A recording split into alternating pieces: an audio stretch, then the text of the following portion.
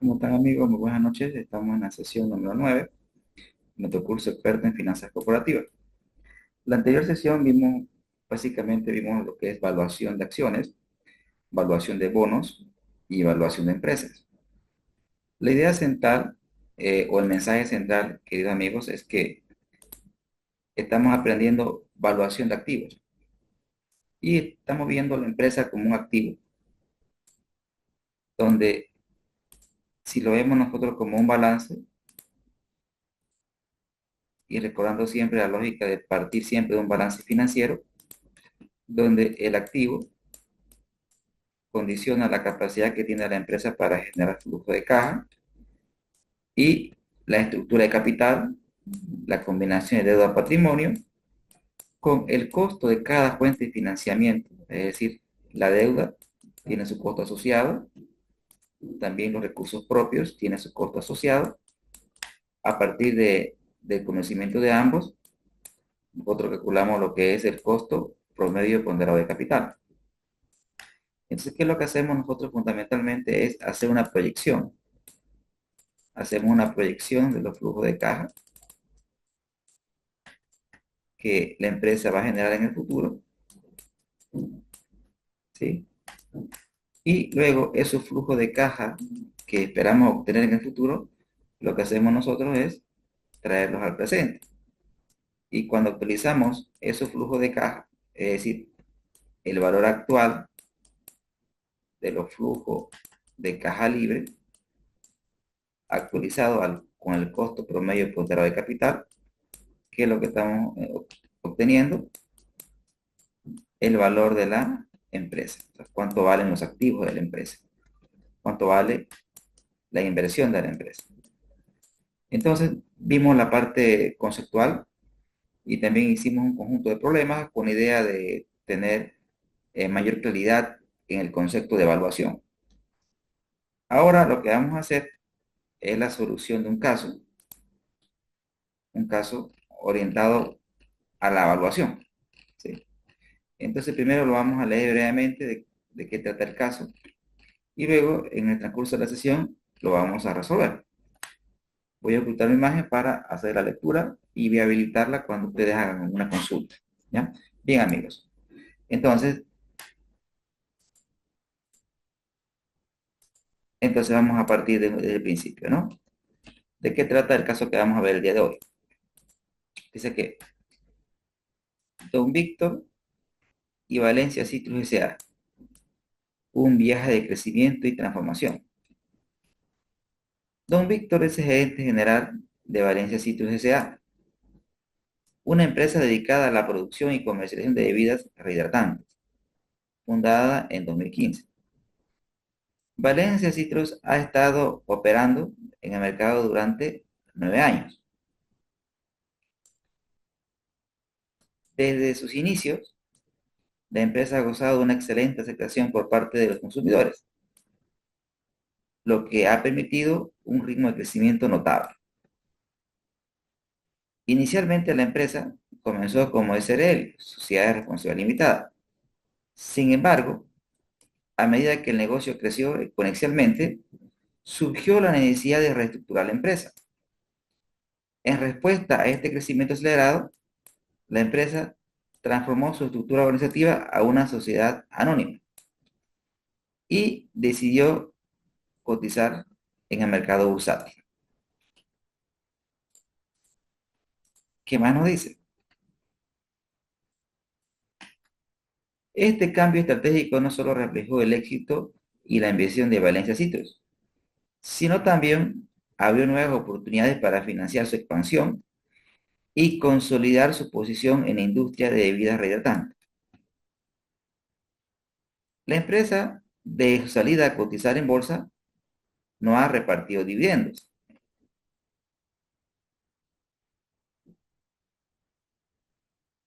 Por la necesidad de apalancar el crecimiento con recursos propios.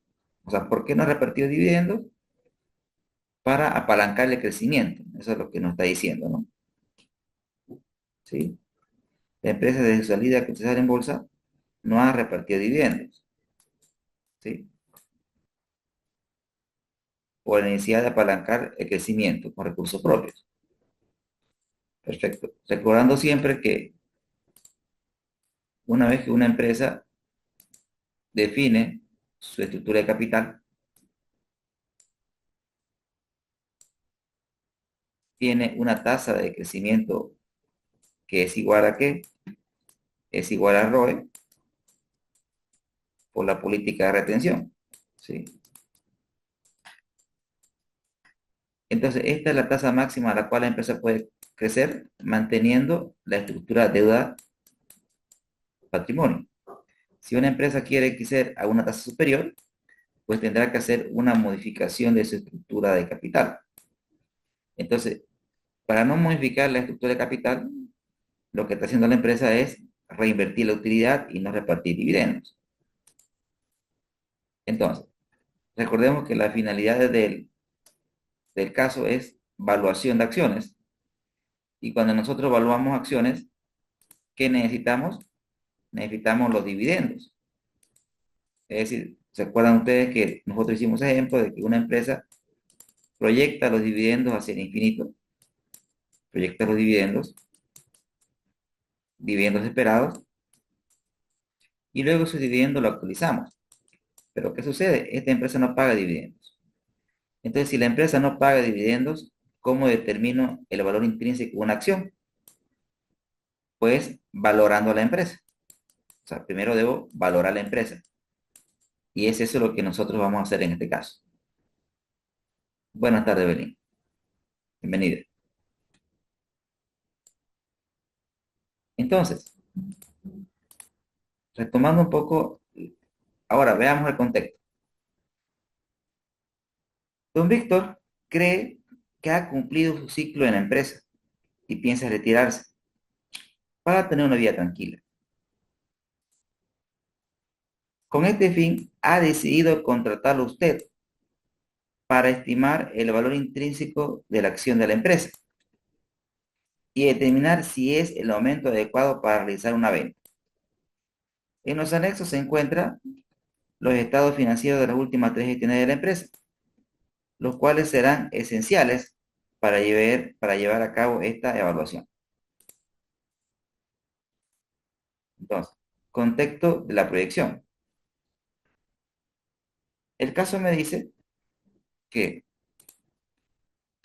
la gerencia prevé un crecimiento del 5% durante los primeros 5 años y una tasa del 3% durante los siguientes 5. O sea, me está diciendo que hubiese una proyección por 10 años, donde los primeros 5 años vamos a crecer a 5 y los últimos 5 vamos a crecer a 3.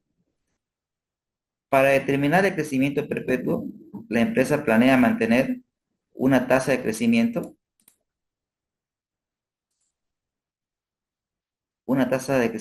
que no afecte negativamente su nivel de deuda al final del último año proyectado. En otras palabras, me está diciendo que determine una tasa de crecimiento, pero que esa tasa de crecimiento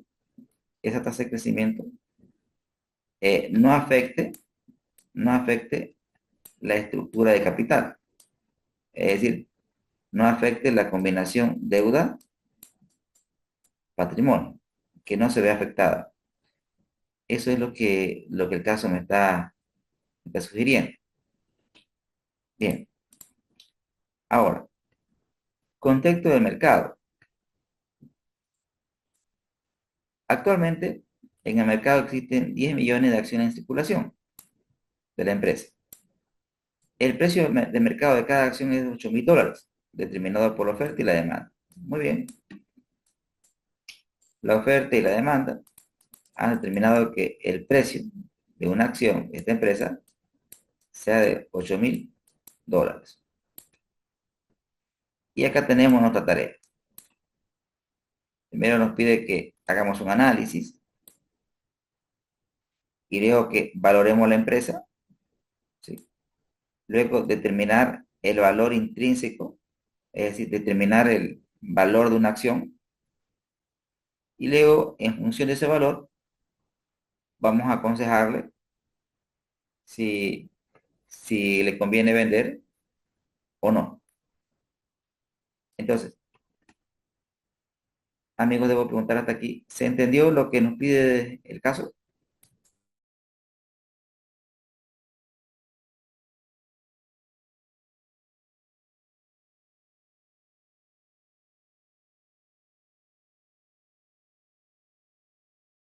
Sí, Sí, se todo ok. entiende, Juan.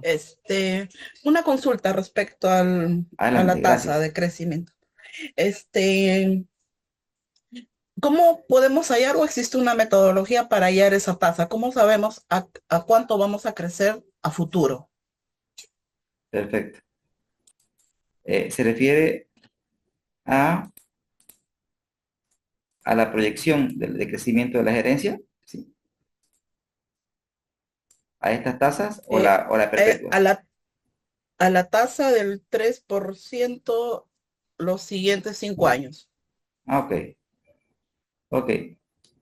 Entonces, difícilmente una empresa va a mantener una tasa de crecimiento fija o acelerada. Normalmente el crecimiento de una empresa lo planificamos, puede ser fuerte, pero hay un momento donde el crecimiento se vuelve plano. Es decir, la empresa alcanza la etapa de la madurez. Entonces, una empresa no puede crecer a tasas elevadas, ¿no es cierto? Constantemente. Ahora, en cuanto a la definición de los crecimientos, entonces, el crecimiento fundamentalmente está en función a la planificación estratégica que hace la empresa, que normalmente puede ser a 5 años. Entonces, dentro del plan estratégico, la empresa tiene un conjunto de variables, y dentro de esas variables tenemos las variables internas y las variables externas. Dentro de la variable interna, un limitante es mi capacidad productiva, es decir, mi capacidad productiva en términos de activo, en términos de recursos humanos, condiciona mi capacidad. Y tenemos también el factor externo.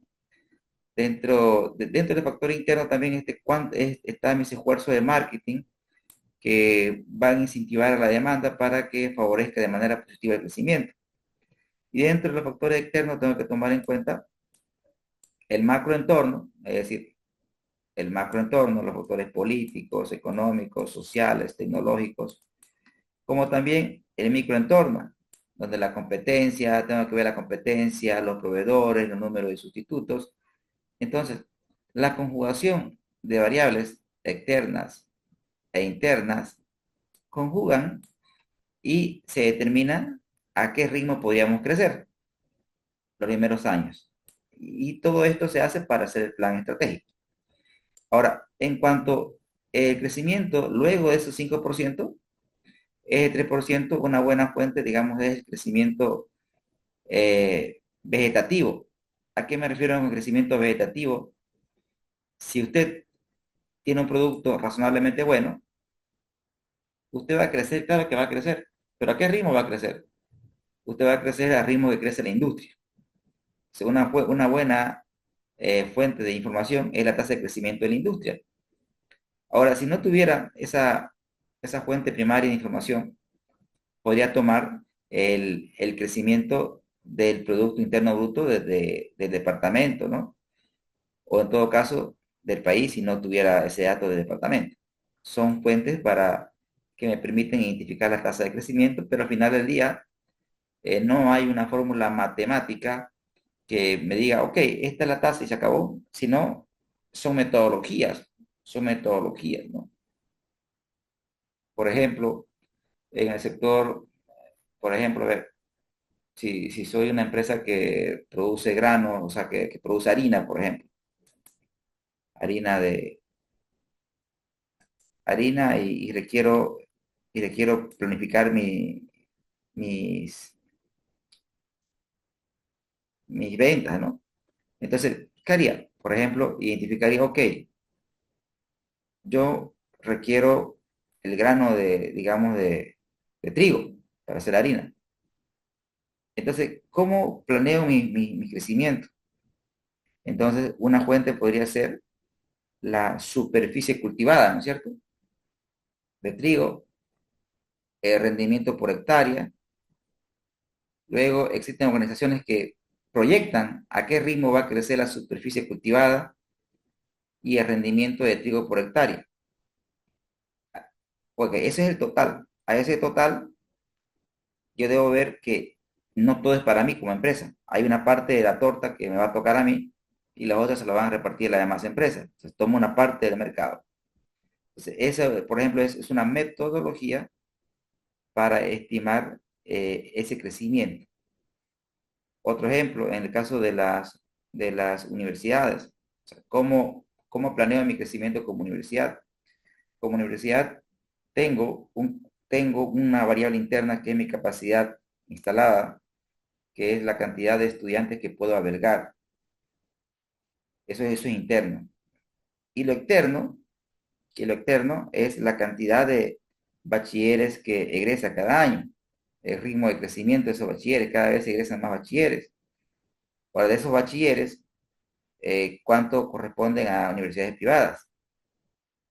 Al menos acá en Bolivia, cada vez está creciendo más la educación privada, porque se entiende que lo privado es mejor que lo gratuito.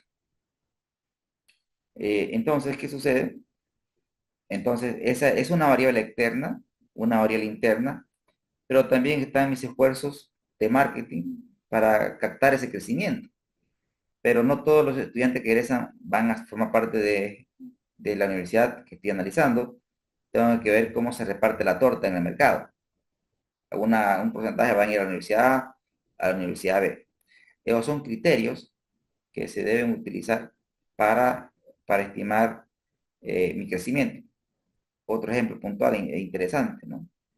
En el caso de las universidades, si la universidad está operando, digamos, a su capacidad instalada, debe buscar formas ingeniosas para, para poder aprovechar de manera más óptima. Le doy un ejemplo. Una universidad aquí, en la mañana tenía dos turnos en la mañana. Pero ahora como están operando al 100% su capacidad instalada, ¿qué es lo que han hecho? Han iniciado más antes, ¿sí? Y van a terminar más tarde. ¿Qué quiere decir esto? Que en el trayecto de 7 de la mañana a 1 de la tarde tienen tres turnos, tres turnos. ¿Qué están haciendo con eso? Están optimizando el aprovechamiento de su infraestructura, que es una variable interna, para aprovechar el gran crecimiento que tienen en términos de estudiantes, ¿no? Evelyn, ¿respondí su pregunta? Sí, perfecto, está bien, gracias. Gracias a usted, Evelyn. Genial. Entonces, queridos amigos, entonces vamos a hacer primero el análisis financiero. Aquí tenemos la pestaña datos, donde tenemos los estados financieros de esta empresa. Y aquí le voy a colocar base. Estos estados financieros se los pasé al grupo. Y acá vamos a hacer un análisis financiero. Pero al igual que la otra vez, resumido, ¿no? Solamente una tabla. Acá vamos a colocar detalle, acá vamos a colocar las gestiones que vamos a analizar, amigos. Son las gestiones que vamos a analizar.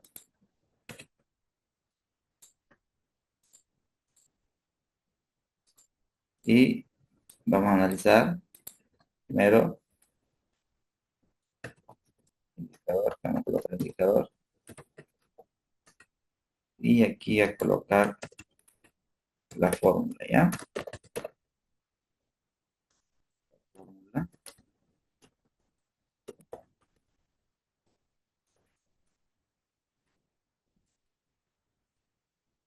Acá vamos a colocar el grupo, ¿ya? Vamos a colocar el grupo. Entonces, vamos a comenzar con los indicadores de liquidez. Primero la liquidez corriente. Recordemos la fórmula que la liquidez corriente es igual al activo corriente sobre el pasivo corriente. Entonces, ¿qué hacemos ahí? Igual, vamos aquí, el activo corriente sobre el pasivo corriente. ¿Y qué tenemos? Tenemos una empresa líquida, ¿sí? Porque fíjense que en la gestión 2023 tiene una liquidez corriente de 2,28. Es decir, quiere decir esto, amigos, 2,28. Quiere decir que esta empresa, por cada boliviano que debe en el corto plazo, por cada boliviano que debe en el corto plazo, dispone de bolivianos 2,28, en este caso dólares, ¿no? Dólares 2,28 para hacer frente a su obligación. Entonces estamos ante una empresa líquida y el comportamiento es creciente. Ahora, veamos otro indicador de liquidez, que es la liquidez ácida, ácida, LA, que básicamente es el activo corriente menos el inventario, amigos, sobre el pasivo corriente. ¿Qué hacemos ahí? Bueno, este indicador mide o responde a la pregunta, ¿y qué pasa si no vendo el inventario? ¿Aún puedo pagar mis obligaciones de corto plazo?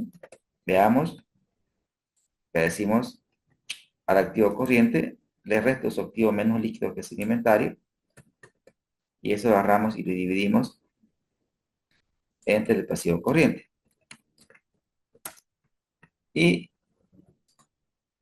claramente nuestra posición de liquidez ácida ha mejorado a través del tiempo y podríamos decir, amigos, que en la gestión 2023, sin tomar en cuenta los inventarios, por cada dólar que esta empresa debe, dispone de dólares 1,51 para hacer frente a sus obligaciones inmediatas.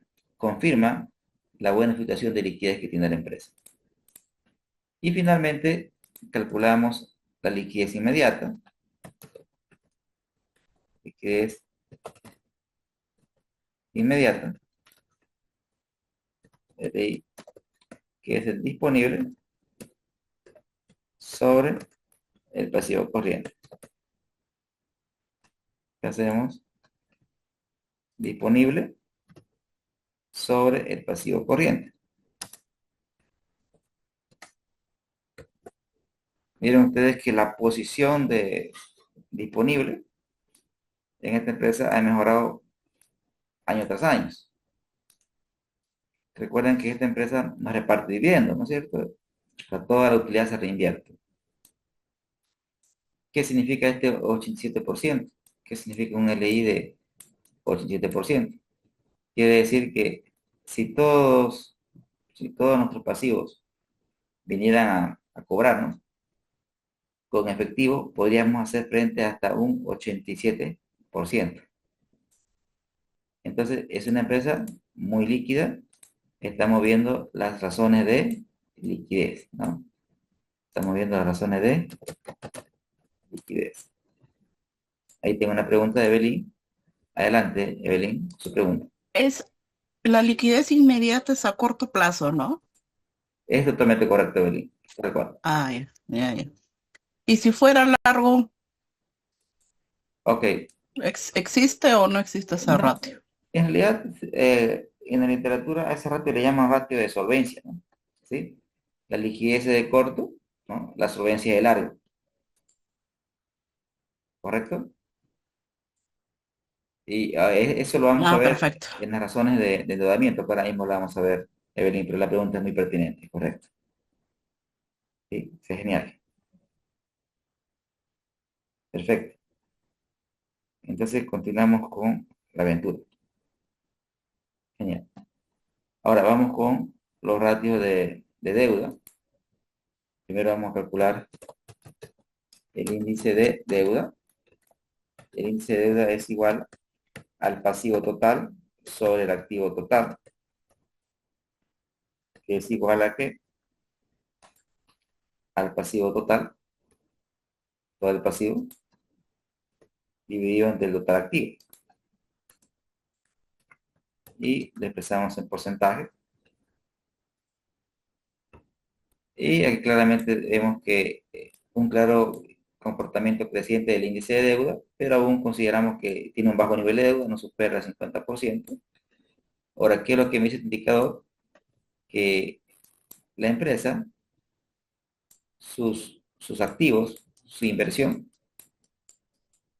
la financia con un 45% de deuda. Y la diferencia, el 55%, es financiada con recursos propios. Entonces podemos decir que tiene un comportamiento creciente, pero aún el nivel de deuda es bajo. Pero veamos cómo anda el índice de cobertura de interés. Calcular el índice de cobertura de intereses.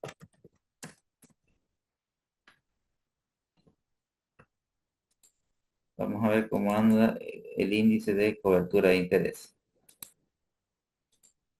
Entonces, el índice de cobertura de interés es igual al resultado operativo sobre los intereses. Y vamos a ver, amigos, el resultado operativo de la empresa y lo vamos a dividir sobre los intereses. Y acá vemos que se ha deteriorado, ¿no?, la capacidad de pago de intereses. Es decir, que estamos viendo que mi índice de deuda está aumentando, pero el índice de cobertura de interés está deteriorando, ¿no? Esa no es una buena señal, ¿no? ¿Sí? ¿Qué esperaríamos nosotros? Esperamos que si bien nos estamos endeudando, si bien nosotros nos estamos endeudando, esperamos que la deuda sea aplicada de forma correcta y esa deuda mejore nuestra cobertura de interés. Pero sin embargo, acá vemos que se está deteriorando. Aquí, este ratio, podríamos calcular un índice de cobertura de interés mejorado, donde en lugar de trabajar con el resultado operativo, podríamos trabajar con el EBITDA.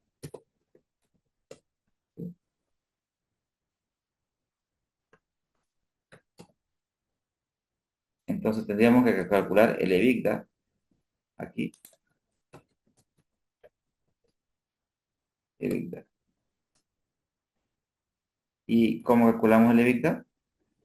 Básicamente a esto, recuerden que la depreciación está metida en los gastos, ya sea administrativos o comerciales, o quizás hay una parte metida en el costo, otra parte metida en el gasto, pero la depreciación la podríamos sacar de los estados financieros. Podríamos sacar la depreciación, por ejemplo, restando las depreciaciones acumuladas. Ahí tenemos las depreciaciones, por ejemplo, de la gestión 2022 y de la gestión 2023. Entonces,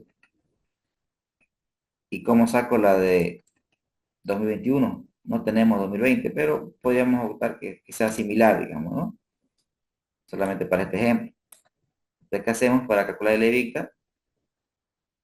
Básicamente lo que hacemos es a mi resultado operativo le devuelvo la depreciación.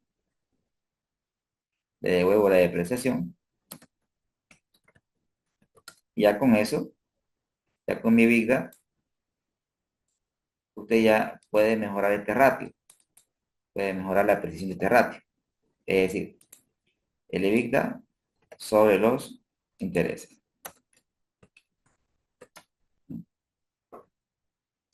Y claramente mejora nuestra posición de cobertura, pero no revierte la tendencia decreciente.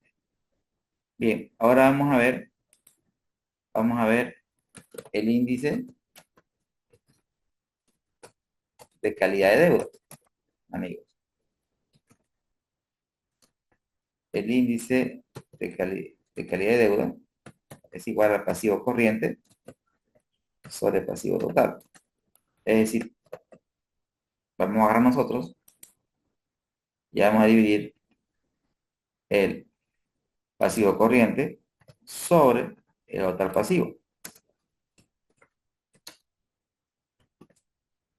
Y la empresa, del 100% de su pasivo, del 100% del pasivo, el 47 lo concentra en el corto plazo.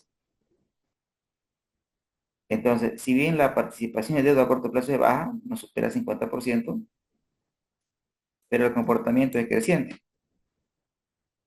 Es decir, si el índice de calidad de deuda aumenta, nosotros, amigos, deberíamos esperar que mi liquidez corriente baje, ¿no?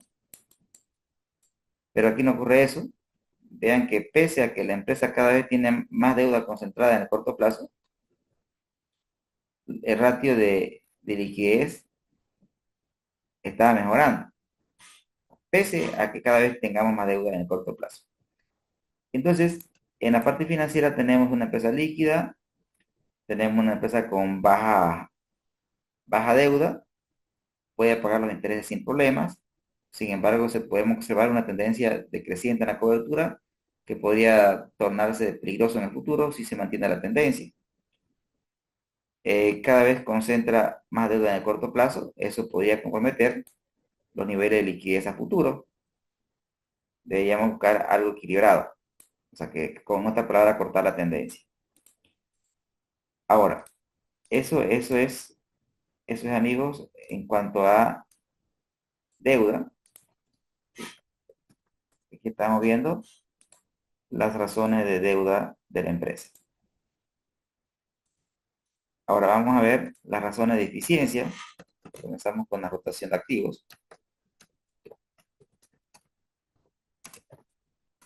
Activos que es igual a ventas sobre activo total. Este es un ratio que se mide en veces. ¿Qué hacemos, amigos? Ventas de eso sobre total activo. ¿Sí? Y que podemos...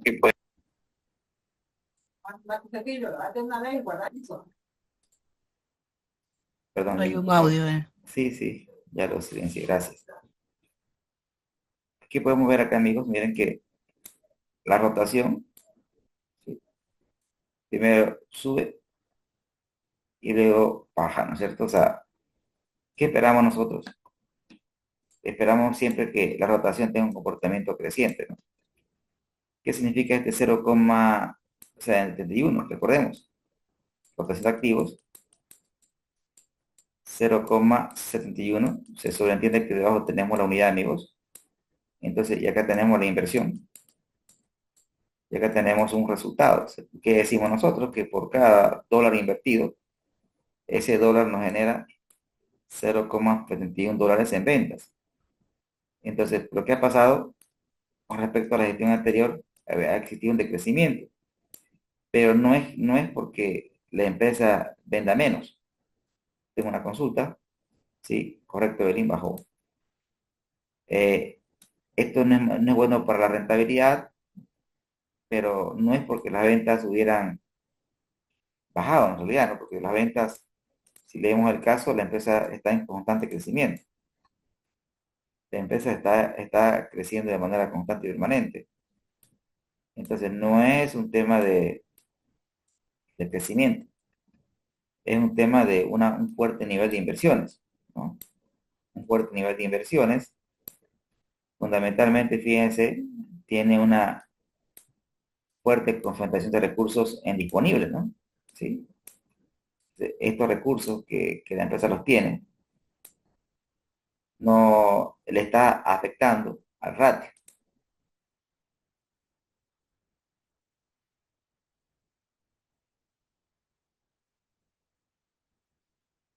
Totalmente correcto, Enrique, ¿no? O sea, los activos crecieron en mayor proporción que las ventas. Y Cabelín me dice, este ratio se parece un poco a ROI. Sí, se relaciona, ¿no? Pero no es el ROI, ¿no? Vamos a nosotros a calcular también el ROI, amigos, ¿no? Bien, excelente. Ahora, entonces, continuando con los ratios, vamos a calcular el periodo promedio de inventario, el periodo promedio, primero de cobro, el periodo medio de cobro, que es 360 dividido entre ventas sobre cuentas por cobrar. ¿Qué hacemos, amigos, ahí? Vamos a ventas. Hemos dicho, primero igual, 360 dividido, abrimos paréntesis, ventas sobre cuentas por cobrar.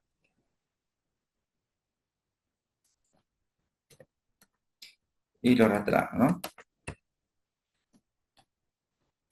Observamos que la empresa cada vez está demorando más en recuperar sus ventas a crédito. En la gestión 2023 demora 68 días. Entonces, si la empresa demora más en recuperar su venta de crédito, debería ser afectada la liquidez inmediata, porque el dinero, en lugar de estar en disponible, está por cobrar. Pero noten ustedes que la liquidez inmediata mejoró, pese a que la empresa demora más en recuperar sus ventas a crédito. Bien, ahí hay una pregunta por responder. Pero calculemos los otros indicadores. Calculemos el periodo promedio de inventario, el famoso PPI, que es igual a, amigos, 360 dividido punto de venta sobre el inventario. ¿Qué hacemos? Igual 160 dividido costo de venta sobre inventario. Buscamos el costo de venta y lo dividimos entre el inventario.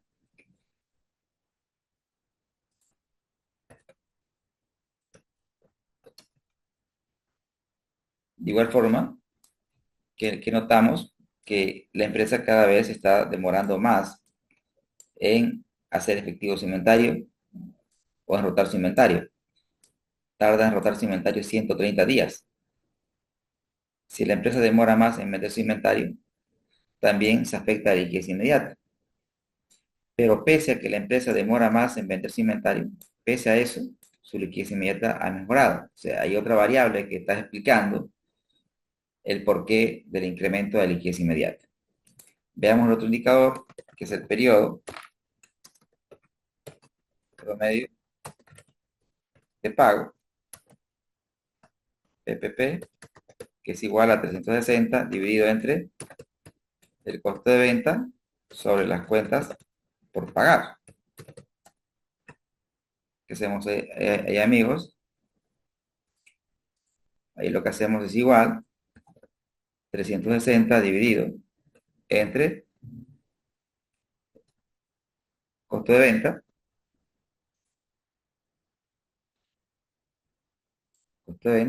sobre las cuentas por pagar, en este caso proveedores. En este caso, proveedores. Y lo arrastramos, amigos. ¿Qué notamos? Que miren, aquí demorábamos 90 días en pagar en proveedor, acá 95, pero aquí tenemos un salto muy fuerte, ¿no? Un salto exponencial a 120, ¿sí?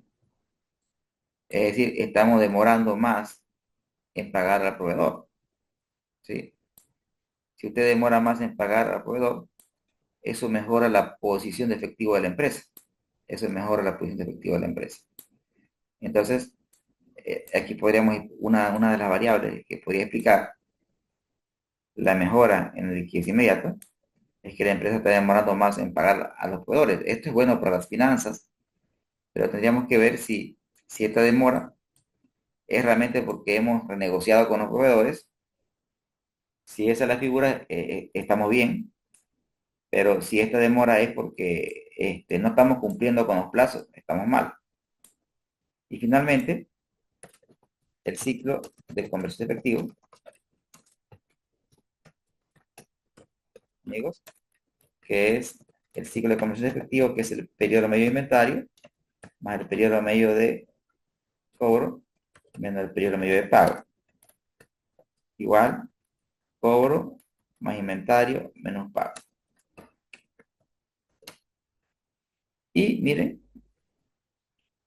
el ciclo ha mejorado el ciclo ha mejorado, acá el ciclo se deteriora. Recuerden que el ciclo es cuánto demora en retornar a la empresa los recursos inmovilizados.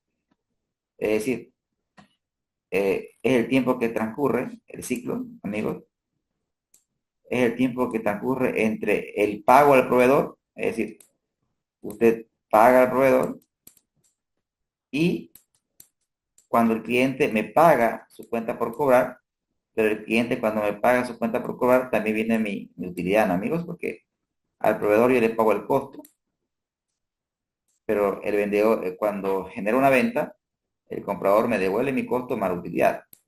Entonces, el ciclo, en este caso, ha bajado de 95 a 38. Y si el ciclo baja, en términos financieros, se debería mejorar la posición de efectivo de la empresa. Y claramente eso es lo que ocurre en la gestión 2023 con relación a 2022. ¿Qué hemos visto ahora mismo? Hemos visto las razones de eficiencia, amigos. Hemos visto las razones de eficiencia. Ahora vamos con las razones de rentabilidad. Comenzamos con el margen bruto. El margen bruto es la utilidad bruta sobre venta, amigos. Es decir, igual, la utilidad bruta, vamos a buscar la utilidad bruta sobre el ingreso.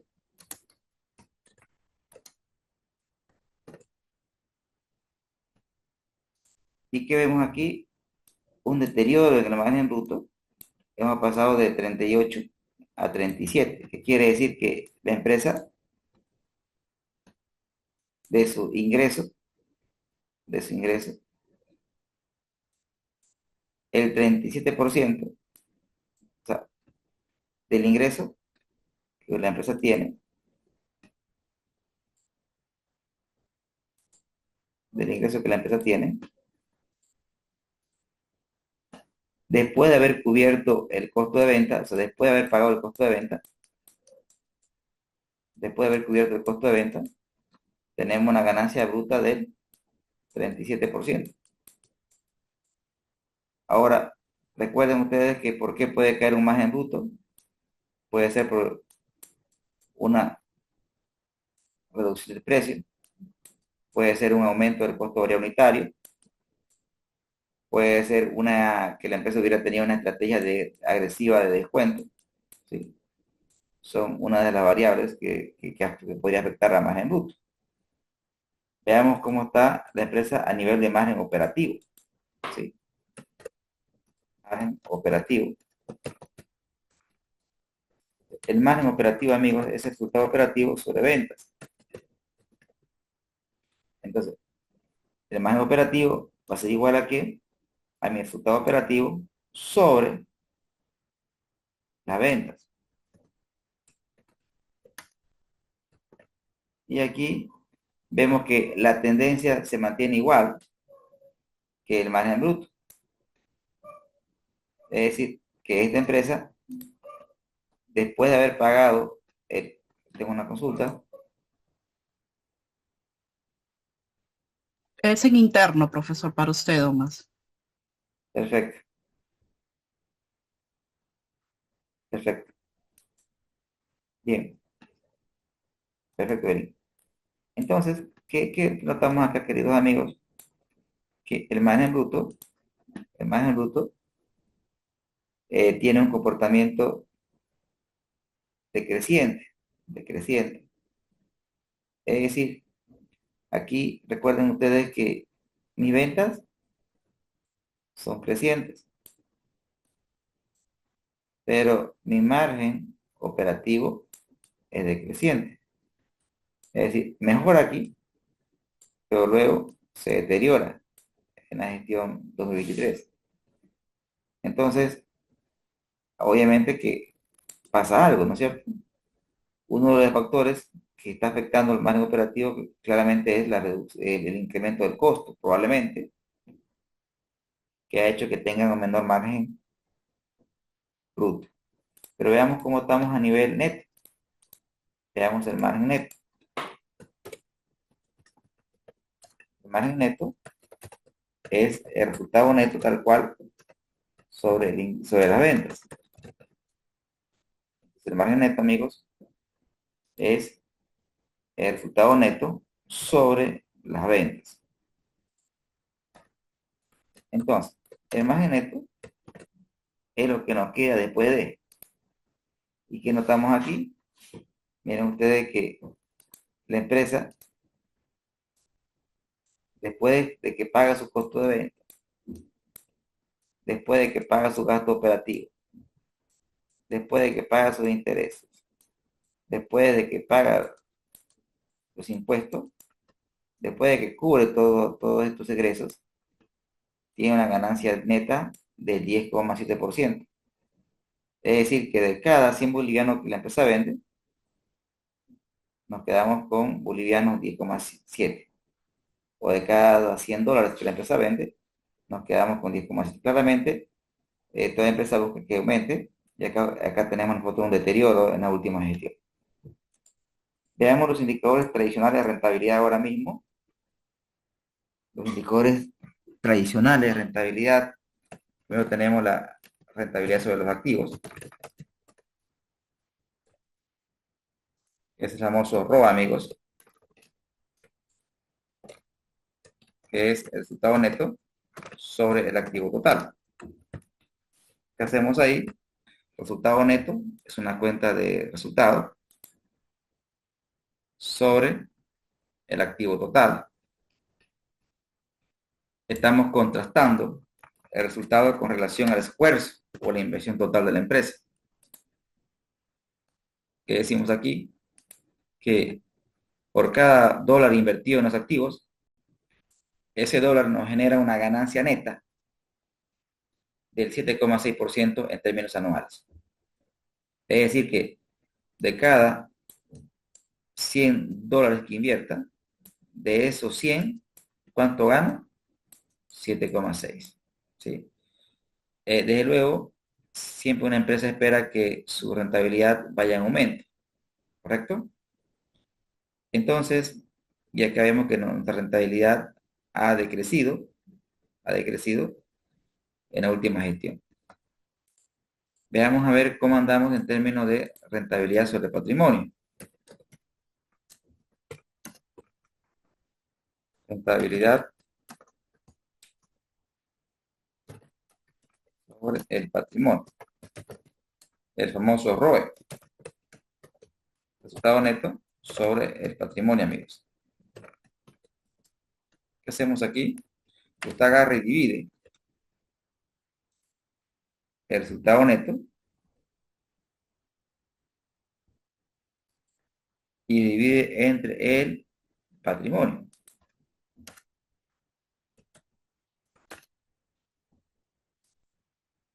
Claramente, este indicador le interesa siempre a los dueños, porque recuerden que aquí estamos viendo la inversión total de la empresa y acá estamos viendo la rentabilidad solamente del dueño.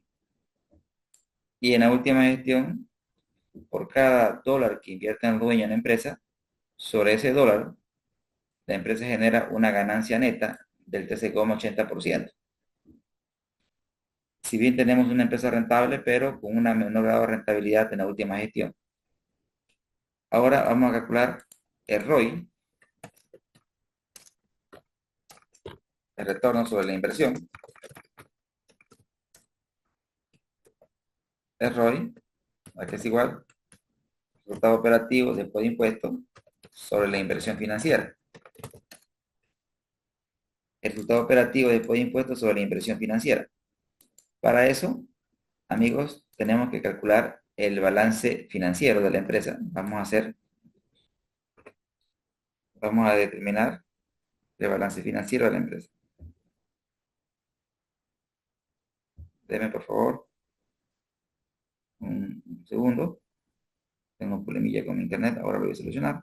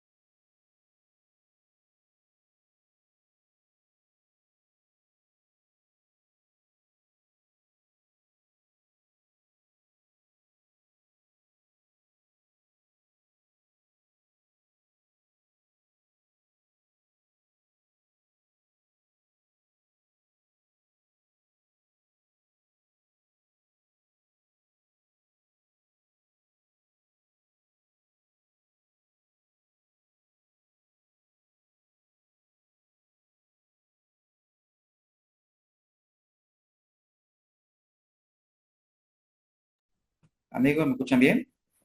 Sí. Hola, hola. Gracias, Silvia. Perfecto, gracias, Luis. Genial, continuamos. El problema es subsanado. Sigamos con la diversión. Te decía que vamos a armar ahora un balance financiero, ¿ya? Eh, Vamos a hacer un balance financiero. Entonces,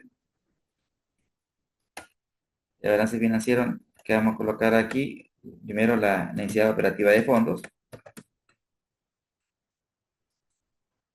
y hay que ver colocar un comentario.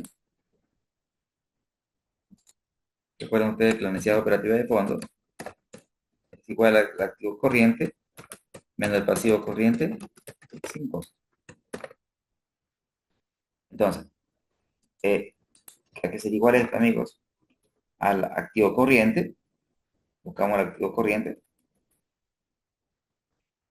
menos el pasivo corriente sin costo, que serían los proveedores, porque los préstamos bancarios tienen un costo, que es la tasa activa de pago, ¿no? Ahí tenemos la necesidad operativa de fondos, el activo corriente menos el pasivo sin costo.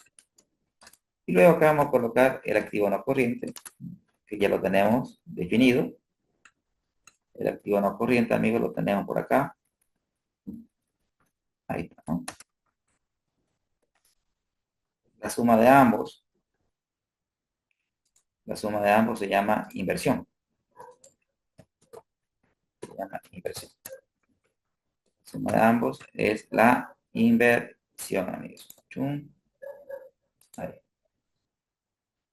Sumamos la necesidad operativa de fondo más el activo no corriente. Si bien esta es la inversión, tenemos que ver el financiamiento. Esta es la inversión, tenemos que ver el financiamiento, que puede ser a través de deuda o a través de recursos propios. En la deuda, usted debe tomar en cuenta toda la deuda que tiene costo financiero. Generalmente la deuda financiera bancaria de corto plazo más la deuda bancaria de largo plazo. La suma de ambas es la deuda financiera. Y el equity es el patrimonio, que aquí ya lo tenemos determinado. Perfecto. Ese sistema se llama estructura de capital, que es la combinación de deuda-patrimonio necesaria para financiar la inversión. Y aquí le vamos a llamar, amigos, financiamiento. ¿Ya?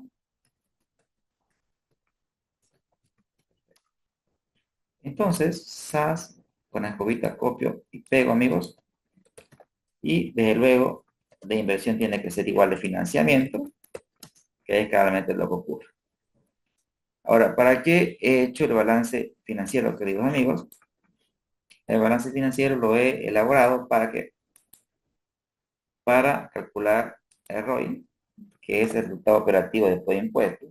Es decir, mi resultado operativo que lo tenemos aquí, como dice después de impuestos en Bolivia el impuesto a la utilidad es del 25%, si voy a colocar 1 menos el 25%, ¿sí? 1 menos el 25%, y esto lo divido entre la inversión. Ahí tenemos el ROI, que es cuánto me está rentando el negocio. Es decir, por cada dólar invertido en la empresa, la empresa nos devuelve 12,11% de recursos operativos netos. Pero eso no asume todo lo que tiene la caja, es necesario. Ahí, por ejemplo, Luis ha hecho una pregunta existencial, ¿no? ¿Sí? Voy a leer la pregunta de Luis, ¿no? Dice, profesor, pero en esa necesidad operativa de fondo, asume que todo lo que tiene en caja es necesario para la operación, cuando puede ser que no lo sea. El exceso de caja, ¿cómo se podría calcular la caja mínima para calcular necesidades operativas de fondo? Mire, lo que dice Luis es una finura en el tema del análisis, ¿sí? En este caso estoy trabajando con toda la caja, pero respondo la pregunta o la inquietud que tiene Luis. Entonces, Luis dice, profesor, usted en la necesidad operativa de fondos ha trabajado con todo el activo corriente, con todo el activo corriente. Pero sí, pero sin embargo, alguna literatura, sí, no recuerdo, si mal no recuerdo, Jonathan Bert, o si quizás me ayuda Luis con algún autor que lo menciona, habla del concepto de que para calcular la necesidad operativa de fondos, o sea, para calcular la necesidad operativa de fondos, debo trabajar con la caja operativa, es decir, la caja que necesito para operar, más las cuentas por cobrar, más el inventario, menos las cuentas por pagar. Pero acá no toda la caja, sino la caja operativa, ¿sí? La caja operativa. Ahora, ¿cómo determino la caja mínima para operar? Es la pregunta. Y la respuesta es la siguiente. Una forma para establecer la caja mínima, ¿sí? Modelo de SME, el modelo de saldo mínimo efectivo, ¿no? El modelo de saldo mínimo efectivo, amigos, es el siguiente, ¿no? ¿Cómo calculo mi caja mínima? Bien. Eh, ahora mismo, ahora mismo podríamos darle un poquito más de finura al cálculo, pero con lo que tenemos igual se puede trabajar. Es decir, para establecer mi caja mínima, lo que yo debo establecer primero es cuáles son mis egresos futuros. Voy a asumir que mis egresos futuros va a ser mi costo de venta, mis gastos operativos y mis intereses más el IVA. ¿Listo? Voy a asumir que eso van a ser mis egresos futuros. Ahora, esos egresos futuros que voy a tener durante todo el año, ¿sí? Aquí lo ideal que esto que estoy haciendo venga del presupuesto de caja, ¿sí? Pero ahora lo que estoy haciendo es una buena aproximación.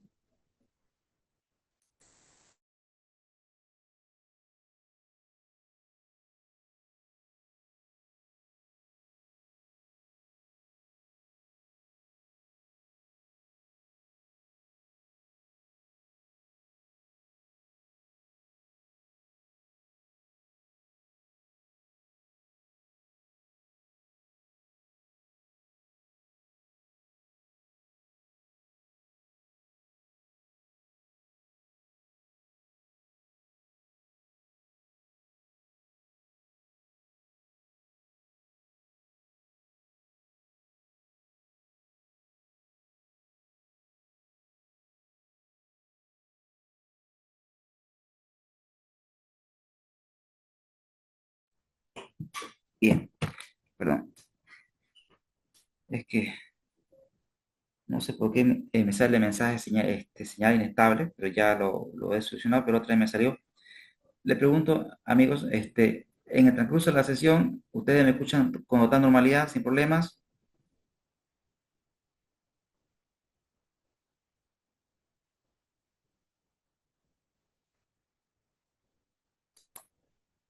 Ok, perfecto. Continúo entonces, sí, está bien nomás. Entonces, es un mensaje nomás que seguramente me aparece, pero que no afecta a señal, ¿no es cierto? Genial, gracias, decirle gracias, Víctor. Bien.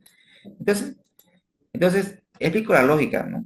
La lógica es tomar en cuenta todos los egresos proyectados. O sea, usted en el año, cuando hace su presupuesto, usted planifica todos los egresos.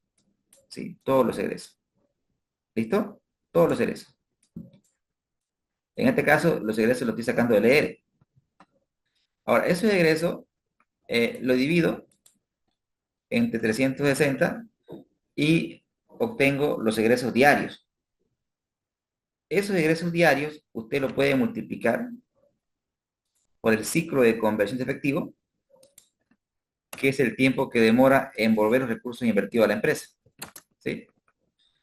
Entonces, y esto que he calculado es lo mínimo, es el saldo mínimo que usted debería tener en caja. ¿Para qué? Para financiar un ciclo de conversión de efectivo, porque fíjense que el ciclo efectivo, el ciclo de conversión de efectivo es el tiempo que tarda, o sea, entre el momento que pago y el momento que recibo el ingreso más la utilidad. Durante ese tiempo no tengo efectivo. Entonces, debo contar con un nivel de efectivo para financiar mi ciclo operativo. Mejor dicho, no mi ciclo operativo, mi ciclo de conversión de efectivo. En este caso, esta es la cantidad de efectivo que se requiere para financiar un ciclo de conversión de efectivo. Entonces, esa caja es la caja operativa que bien preguntaba. eh, la pregunta era muy pertinente de Luis. Ahora, esa caja, Luis, usted la contrasta con el disponible. ¿Sí? El disponible, vamos a buscarlo. ¿Dónde está Yolanda? Ok. ¿Y qué es lo que me está diciendo cabalmente? Cabalmente me está diciendo que requiero más, ¿no es cierto? Requiero más. Pero obviamente a este cálculo le podemos dar un poquito de finura si le restamos la depreciación, ¿no? Porque las depreciaciones pues, no son salidas de efectivo, ¿no? Podríamos restarle las depreciaciones para darle un poquito más de precisión. La teníamos por aquí. Le voy a restar las depreciaciones. ¿Sí? Entonces, esto es lo mínimo que deberíamos tener. Vea que en la gestión 2023, ¿sí? Requiero 18, pero tengo 25. Es decir, el exceso, el exceso. Por ejemplo, hago la resta, amigos, y la lógica me dice que en este caso me falta efectivo, podría tener problemas de efectivo, pero en este caso tengo exceso, ¿no? Exceso. Requiero 18 y tengo 25. Esta diferencia debería mandarla a inversiones temporarias, ¿no?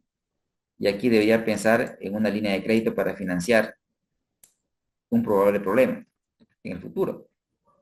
Excelente la pregunta, querido Luis. ¿Se entendió, Luis, la respuesta? ¿Sí?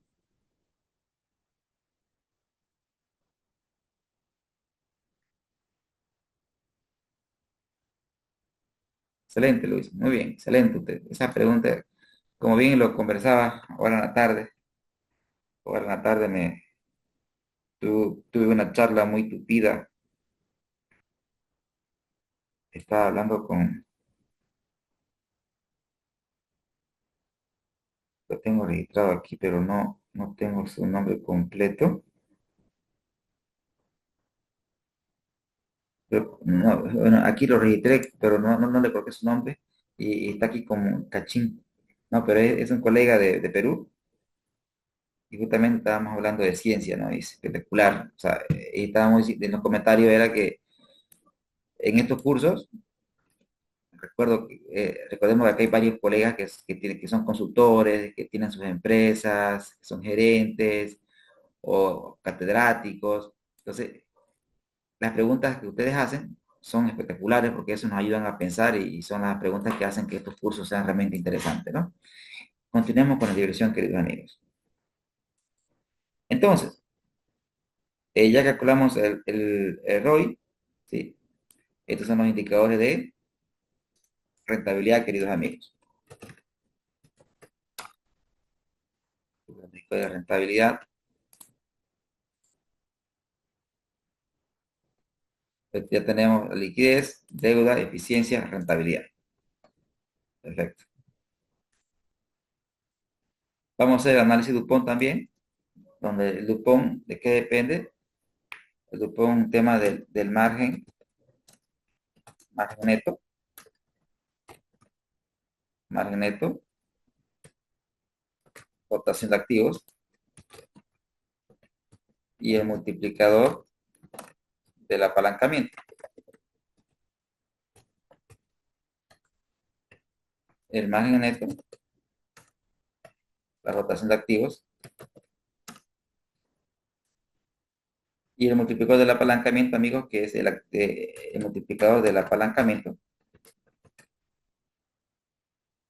Recuerden que es igual al activo total sobre el patrimonio. Sobre el patrimonio. Bien. El margen neto ya lo tenemos calculado.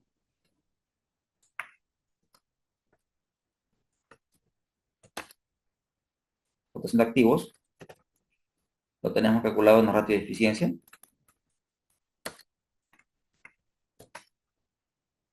Y multiplicador del apalancamiento, que es el activo total sobre el patrimonio. Lo calculamos ahora mismo. El activo total sobre el patrimonio. Muy bien. Y con eso calculamos el ROE, o la rentabilidad sobre el patrimonio. El ROE, ¿no? Que es igual al producto de ambos, ¿no es cierto? Este señor, por este señor, por el señor. Es decir, el producto de estos tres factores. Recuerden que ¿qué es lo que hace el Dupont, amigos? ¿Sí? El Dupont lo que hace es descompone el ROE. El ROE que es igual a la utilidad neta sobre ventas. Eso se llama margen neto, amigos, ¿no? Margen neto. Por ventas sobre activo total, que eso se llama rotación de activos. Por activo total sobre patrimonio, que es el multiplicador del apalancamiento. Este es el apalancamiento. ¿Qué me dice Dupont entonces, amigos? Me dice, ¿sabe qué? Me dice la rentabilidad que tiene una empresa, la rentabilidad del dueño, viene explicada por el margen, por la eficiencia y por el apalancamiento.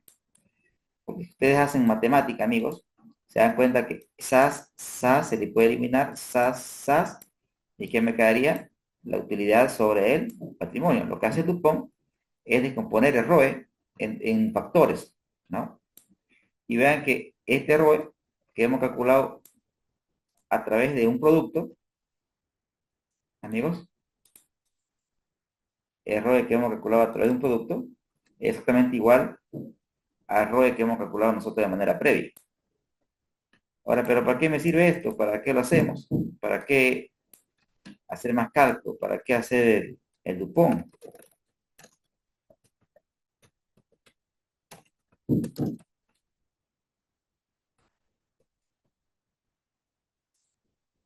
¿Para qué hacer el análisis Dupont, queridos amigos?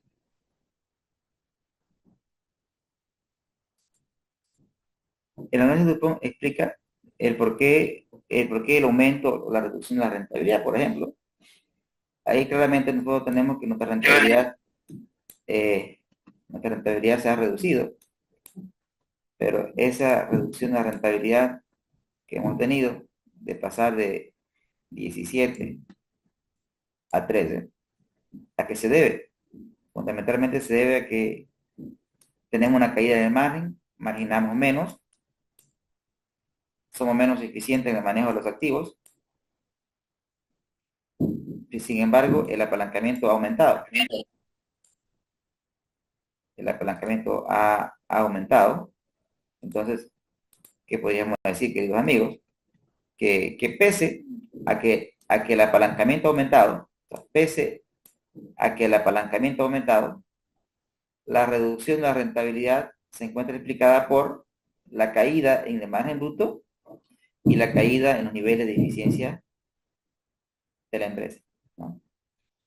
Eso es todo lo que podemos decir en cuanto a la situación de la empresa. Entonces tenemos una empresa líquida, tenemos una empresa con bajo nivel de deuda, pero con comportamiento creciente, se podía observar una tendencia no favorable en cuanto a la cobertura,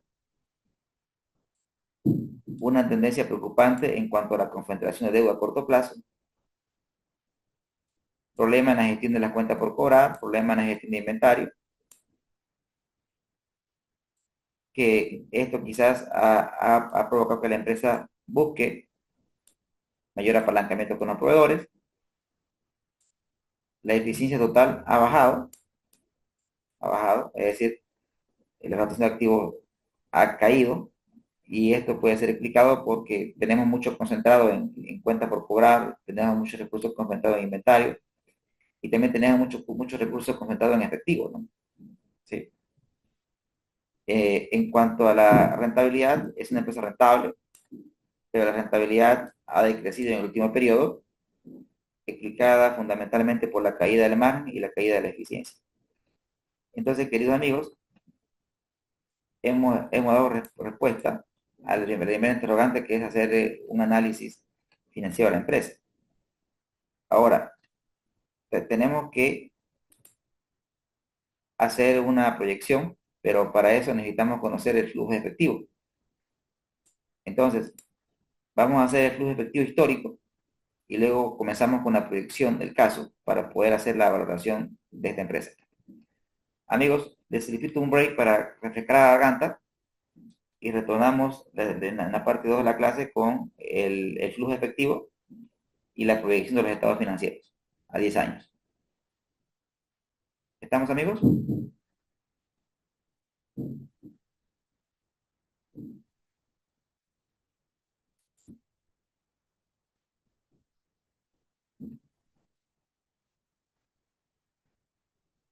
Genial. Regresamos, por favor, entonces en 10 minutos.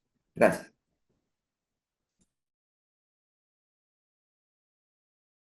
En 10 minutos regresamos a Evelyn, que acaba de entrar.